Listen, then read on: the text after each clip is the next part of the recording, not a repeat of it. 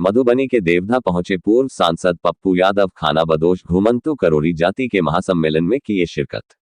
सम्मेलन को संबोधित करते हुए पप्पू यादव ने कहा, जो कौम अपने अधिकार के लिए नहीं लड़ता वो कौम मिट जाता है।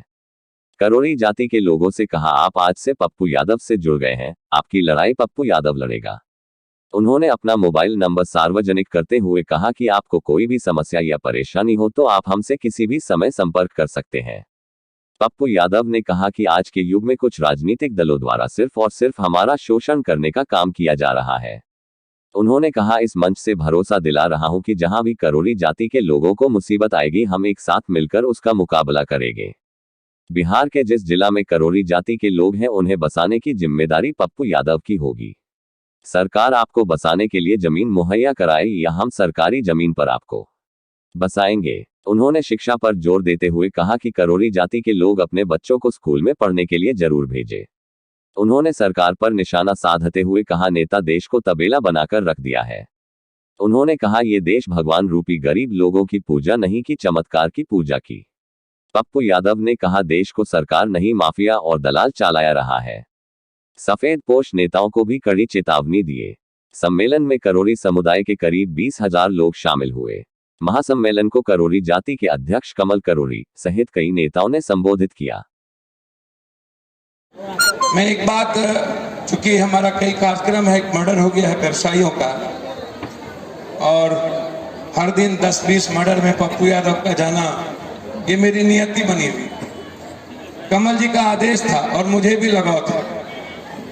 मैं जानता हूं इस समाज को सबसे ज्यादा बिहार में यदि कहीं यह समाज है तो सुपौल में। मैं आपको बताऊं, वहाँ हमारे यहाँ एक मुखिया भी बने हैं। पहली बार इस समाज, वहाँ एक पंचायत है जहाँ 1000 की आबादी है जहाँ मुखिया बने। नहीं, वहाँ सुपौल की बात हम कर पर्सपेक्टिव। ये सवाल आपका नहीं है। आप दिखते हैं कि आप खानाबदोश हैं, या आपकी इज्जत नहीं है, आपके वोट की कीमत नहीं है। जो देश में बिकता है वही दिखता है। यह देश कभी इंसान की पूजा नहीं किया, यह देश चमत्कार का पूजा किया। यह भगवान को यह देश जानता होता नहीं। भगवान के बारे में होता है गरीब, भगवान के बारे में होता है एक आम आदमी जो भूखा हो, जो मजबूर हो, जिसकी जिंदगी कंप्लीट रूप से कमजोर हो। शिरडी के साईं बाबा चिंता करते करते थक गए। जब वो मरे तो उन पर सोना चढ़ाते चढ़ाते लोग थक गए। नहीं थक, वह सोना इस देश के गरीबों के लिए नहीं है।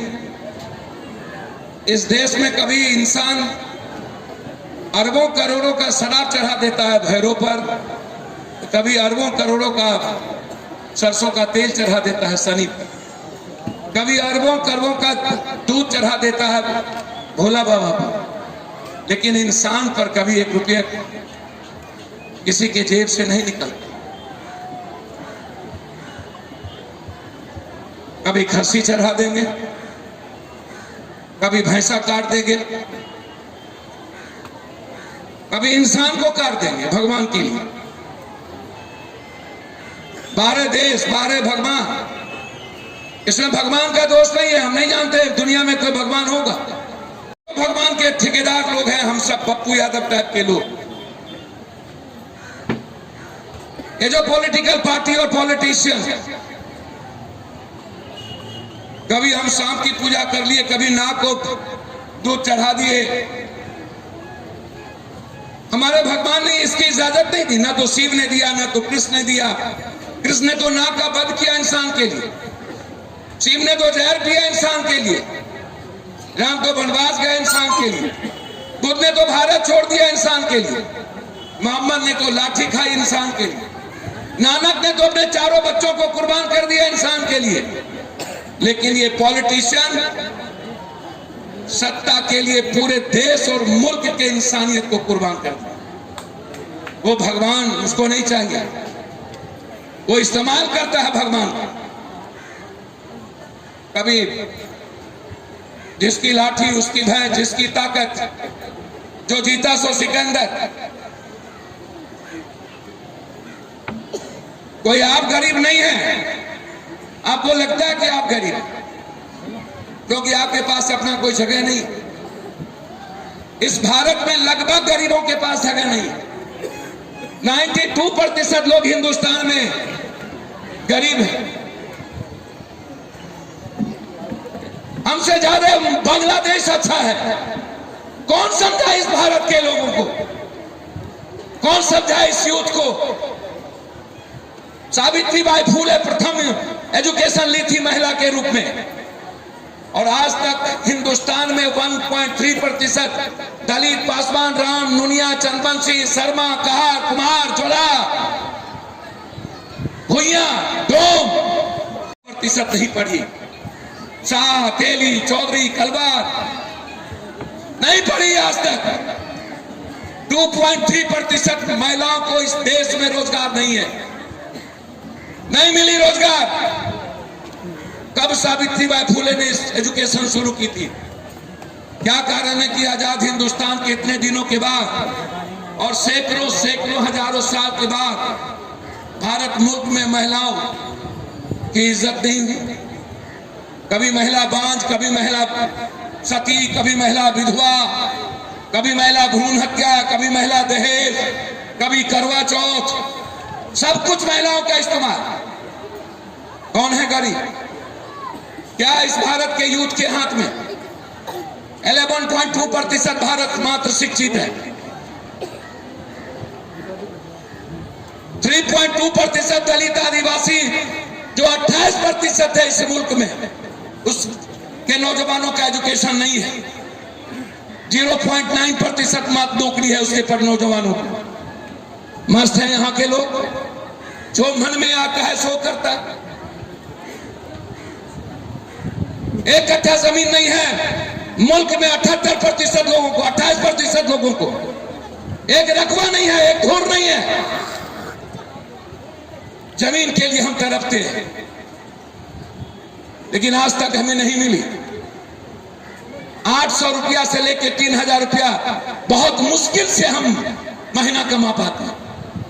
या तो हम पट्टेदारी करते हैं, या तो बंधुआ मजदूरी करते हैं, या किसके पास जमीन है? 1 बीघा से नीचे कोई पंचायत नहीं है जिसमें 92% लोगों के पास जमीन है। फिर कहां जाएंगे आप? कुछ दिनों के बाद जमीन नहीं बचेगी। आपके बच्चे 4 होंगे, आपके बेटे को बच्चे होंगे। आज जिसके पास 2 कट्ठा जमीन है उस वक्त धूर में होगा, उसके बच्चे को जमीन नहीं बचेगी। कभी आप सोचते हैं हमारे बड़े बुजुर्ग कि आपके पोते के बाद जमीन किसके पास बचेगी? कभी आप ये सोचे? बस आप तो भाग और भगवान पे चले जाते। किसी से पूछिए क्यों गरीब है तो कहेगा किस्मत खराब है इसकी। पप्पू यादव के बाप से पूछिए, कहेगा ये गरीब ऊपर से लिखा के लाया। मेरा बाप तय करेगा कि ये गरीब ऊपर से लिखा जाना चाहिए। हमारी आजादी, हम बहन के लिए 10 रुपए का जिलेबी ना खरीद सके, अपने छोटे भाई के लिए जी ना सके, अपने बाप का इलाज कराने की हमें औकात ना हो। वह मुल्क नहीं है, वह मुल्क मात्र तबेला है। और ये नेताओं का पाला हुआ, हम सांप को पालते, नाक को पालते।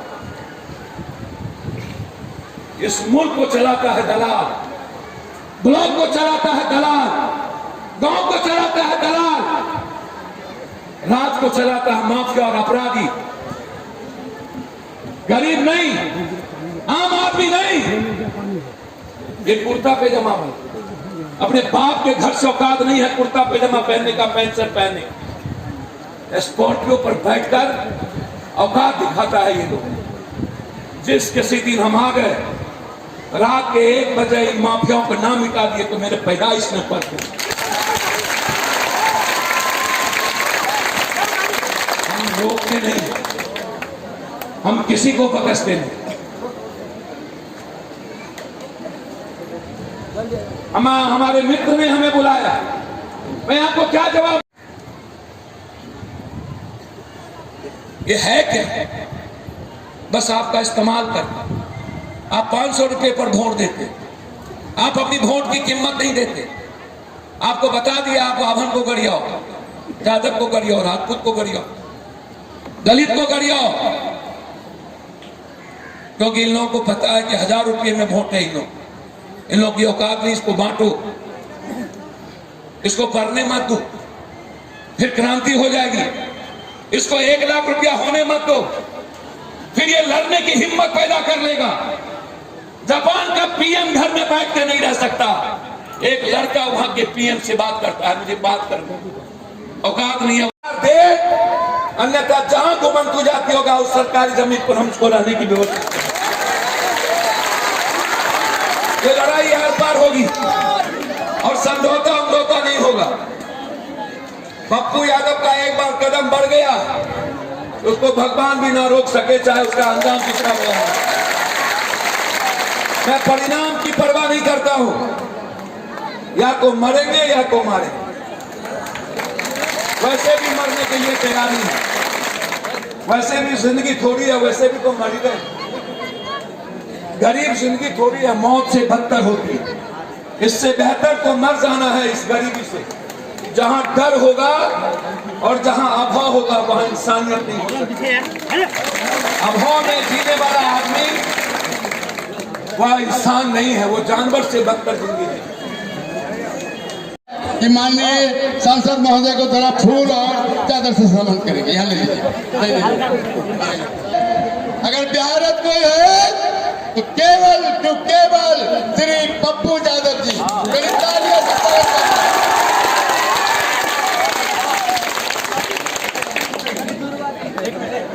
माला पिन्है छियै।